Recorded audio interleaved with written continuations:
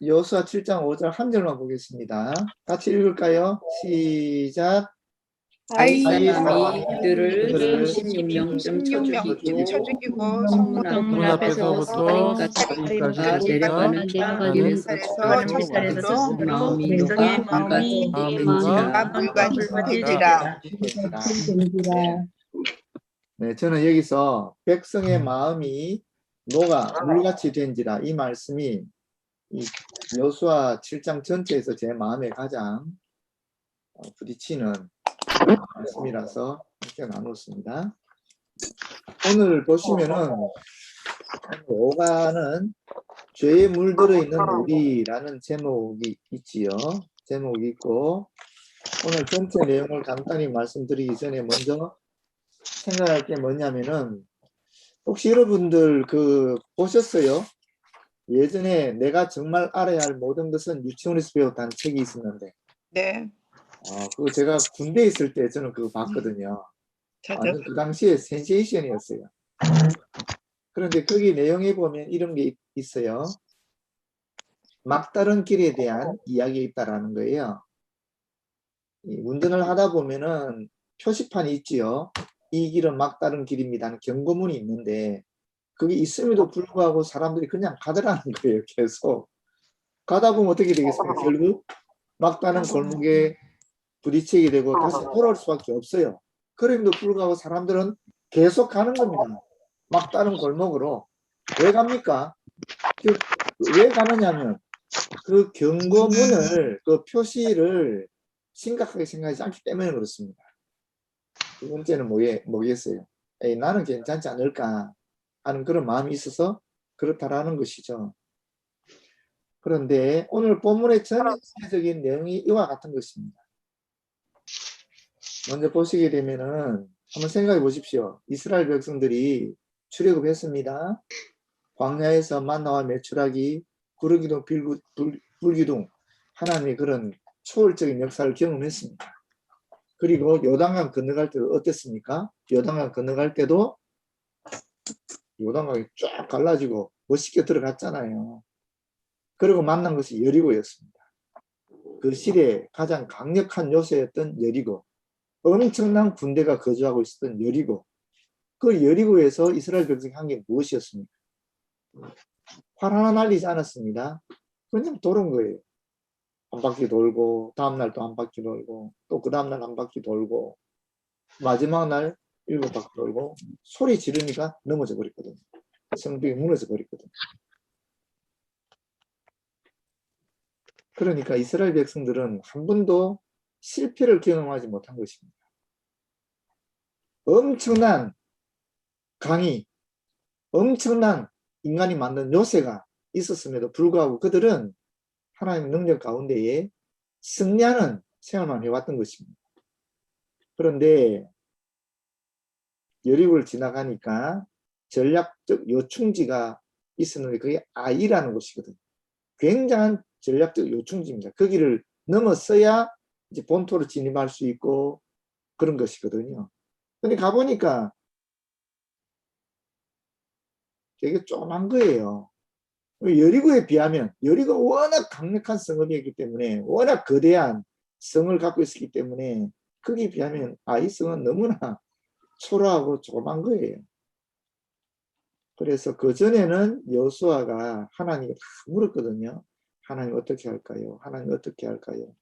그럴 때마다 하나님 이렇게 해라, 이렇게 해라 하는 그 말씀 그대로 순종해서 갔는데 아이 성은 조그만하니까 저거는 뭐 그냥 하나님께 물을 필요 뭐 있겠냐.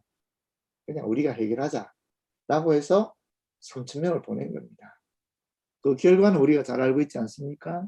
36명이 죽임을 당하고 아까 제가 읽었던 말씀처럼 우리가 읽었던 말씀처럼 이스라엘 백성의 마음이 녹아서 물처럼 되버립니다. 그 엄청난 여리고도 무너뜨리고 요단강을 건너는 그런 기적까지 경험한 사람들이 아이성에서는 너무나 큰 좌절과 실패를 경험하게 되는 것입니다. 이 마음이 녹아 물처럼 되었다는 말이 어디서 나왔느냐 하면은 사실은 라합 이 이야기를 알잖아요. 우리가 라합, 기생 라합의 이야기, 여리고에 있었던 그 라합이 이스라엘에서 온 사람들한테 뭐라고 그랬습니까? 지금 이 여리고에 있는 사람들이 하나님 역사를 듣고 마음이 물처럼 녹아있다. 이랬거든요. 그랬는데 반대로 지금은 이스라엘 백성들의 마음이 여리고 사람들처럼 녹아버렸다. 물처럼 녹아버렸다. 왜 이런 일이 일어났을까? 왜? 물론 우리는 알지요. 아간이라는 사람 때문에 그렇다라는 것을 알지요. 그런데 여러분, 그 전에 우리가 생각이 들 게 아니겠습니까? 그 전에 왜 이스라엘 백성들이 그렇게 되었을까? 저는 고린도전서 10장 12절 말씀이 기억이 나더라고요. 고린도전서 10장 12절 말씀이 뭐지요? 너무 잘 아시죠? 선줄로 생각하는 자는 넘어질까 조심하라 하는 것입니다. 이스라엘은 승난이 왔기 때문에 자신들이 뭔가 강력한 힘이 있는 줄 알았어요. 그런데 그렇지 않았잖아요. 그들의 힘이 아니었습니다. 그들의 능력이 아니었습니다. 그것은 하나님의 능력이었습니다. 하나님의 역사였습니다. 그런데 너무나 승리만 지속되다 보니까 이스라엘 백성들이 자신들이 한 줄 아는 겁니다. 하나님이 하신 일인데 자기들이 한 줄 아는 거예요. 자기들이 이미 강한 능력이 있는 줄 생각했던 거예요. 그래서 아이성은 조그만 그 성 정도야 우리가 얼마든지 할 수 있지 않겠느냐. 여호수아조차도 그렇게 생각했던 것입니다. 그래서 하나님께 기도하고 하나님의 응답을 받았어야 되는데 하나님의 지시를 받았어야 되는데 여호수아도 놓쳐버린 것입니다. 그래서 그냥 3,000명 정도만 보내면 된다 그러니까 그러자 하고 3,000명을 보냈는데 그 결과는 실패했습니다.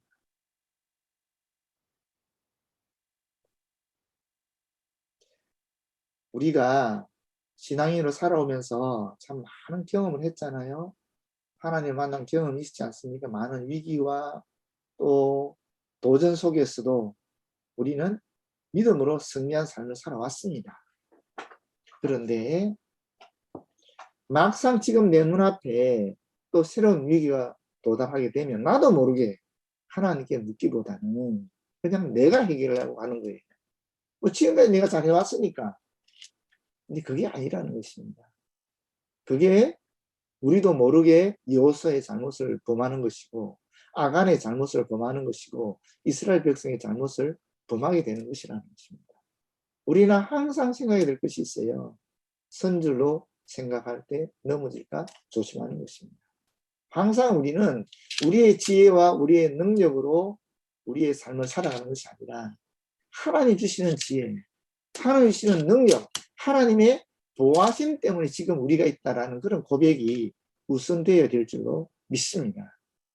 그게 첫 번째 이 본문을 통해서 우리가 반드시 깨달아야 될, 알아차려야 될 하나님의 메시지인 것 같습니다. 두 번째는 뭐냐면은 아간이죠. 아간. 아간에 우리가 조금 집중할 필요가 있지요. 아간은 우리가 성경에 이름이 기록될 정도면은 괜찮은 인물이에요. 지도자급이라는 인물입니다. 단순히 무슨 하찮은 밑에 있는 그런 존재가 아니라는 것입니다.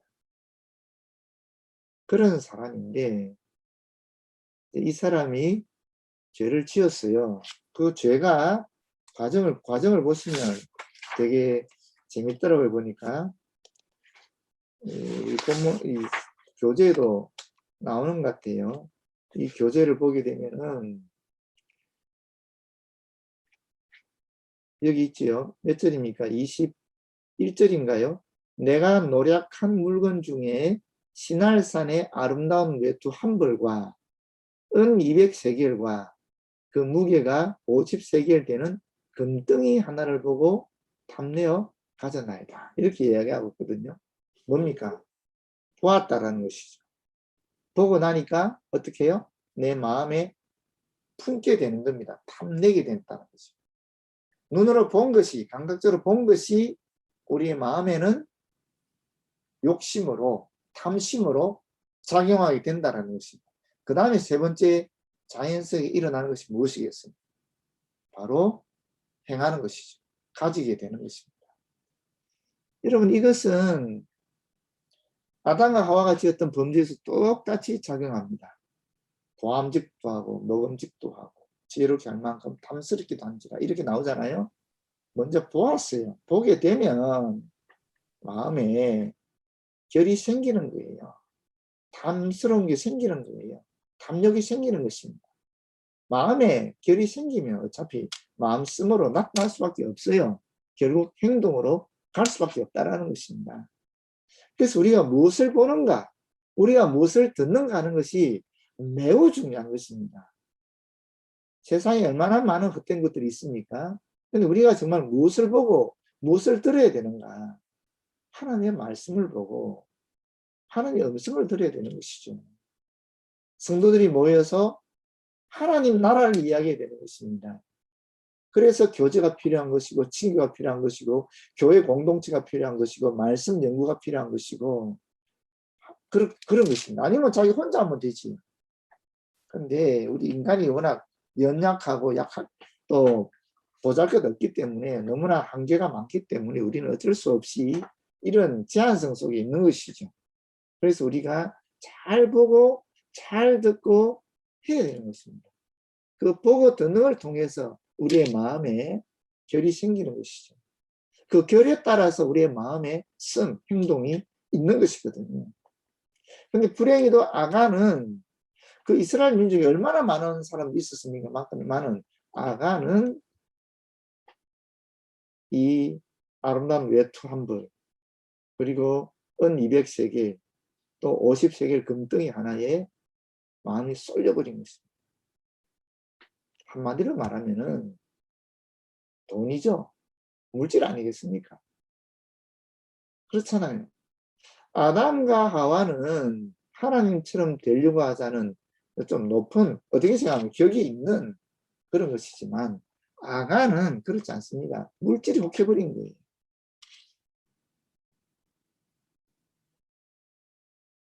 근데 사실 저와 여러분도 그렇지 않나요?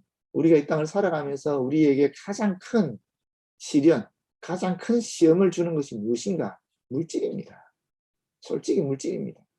돈이 가장 힘들어요. 하나님과 대치되는, 하나님과 대립하는 가장 강력한 우상이 있다면 이 물질입니다. 황금입니다. 돈입니다. 이걸 이기는 것이 정말 힘든 것입니다. 그래서 굳이 지금 이스라엘 민족의 역사를 통해서 아간을 이야기하고 있는 것입니다. 하나님께서 우리에게 정말 우리가 하나님을 더 사랑하는가, 물질을 더 사랑하는가, 그것은 스스로만 아시겠지만 또 우리가 계속 물질을 이겨왔다 할지라도 언제든지 이 물질의 위협 속에 있다는 것입니다. 우리는 언제든지. 그전에 내가 물질의 시험을 이겼다고 해서 앞으로도 이길 수 있느냐? 그건 천만의 말씀입니다. 언제든지 물질의 유혹에는 우리가 넘어질 수 있는 가능성이 너무나 농후하다는 것입니다.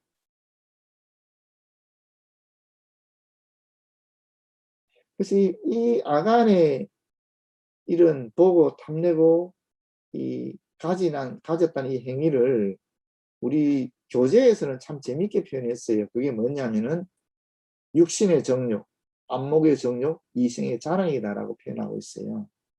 그런데 저는 육신의 정욕, 안목의 정욕, 이생의 자랑 그 밑에 놓여 있는 것이 무엇인가? 그건 아간의 물질에 대한 욕심입니다. 물질에 끌려간 것입니다. 이것이 더 크게 작용하는 것입니다. 정말 우리에게 아간과 같은 그런 위기나 시련이 올 수 있습니다. 중요한 것은 뭐겠습니까? 물질이냐 하나님이냐, 그걸 선택할 그런 시간들이 우리에게는 일상에서 매일매일 온다라는 것입니다. 그럴 때 우리가 무엇을 선택해야 될 것인가? 아간처럼 물질을 선택할 것인가? 아니면 하나님을 선택할 것인가? 그것을 우리가 생각해야 될 줄 믿습니다. 이거는 구약의 역사뿐 아닙니다. 아시지 않습니까?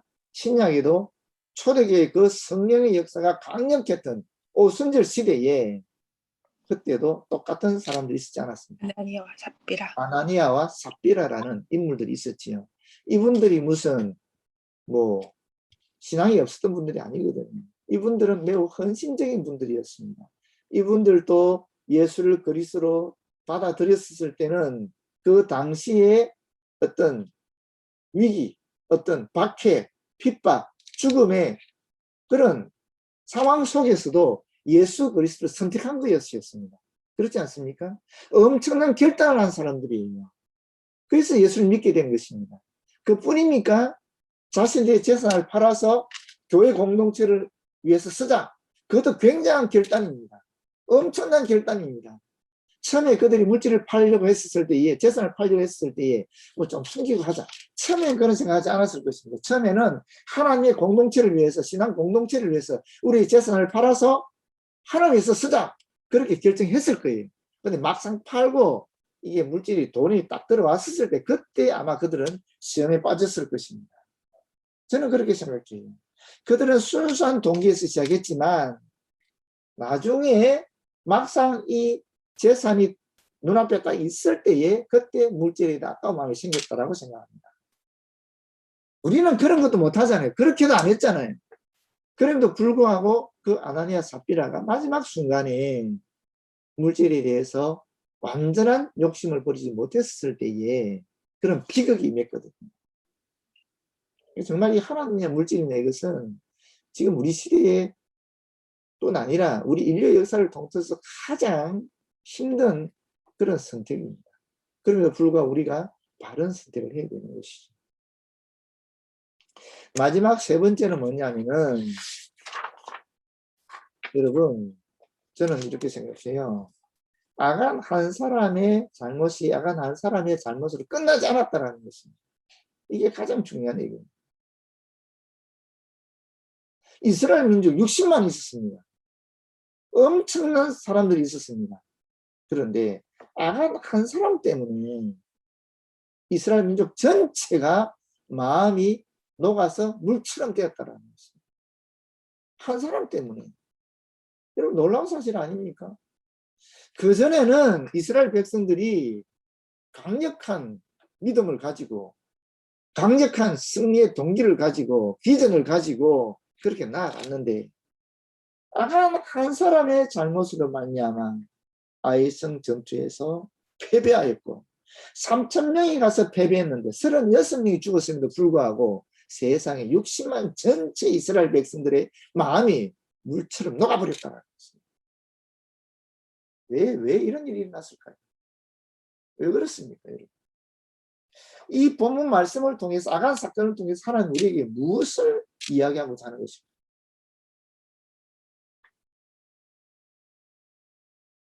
저는요, 이것이 작년에 그렇게 많이 말씀드렸던 우리가 한 몸이라는 것입니다.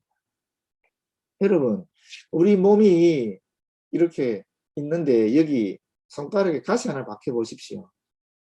이 가시는 우리 몸 전체에 비하면은 60만에 비하면은 아간 한 사람이 지나지 않을 거예요. 그렇지 않겠습니까? 그러나 그 가시 때문에 어떻습니까? 내 몸 전체가 아픈 것입니다. 이게 한 몸 공동체예요. 이게 신앙 공동체의 특징입니다. 우리 목장에 한 사람 아픈 것이 목장 전체가 아픈 것이고 우리 교회 구성원이 한 사람 아픈 것이 영적으로든 정신적으로든 또는 육체적으로든 물질적으로든 경제적으로 아픈 것이 우리 전체 신앙 공동체의 아픔인 것입니다. 하나님 우리에게 그걸 알려주시는 거예요. 그 한 사람의 고통이 그 한 사람의 고통이 아니라는 것입니다. 우리 모두의 고통인 것입니다. 한 사람의 영광이 한 사람의 영광이 아닙니다. 우리 모두의 영광이 되는 것입니다.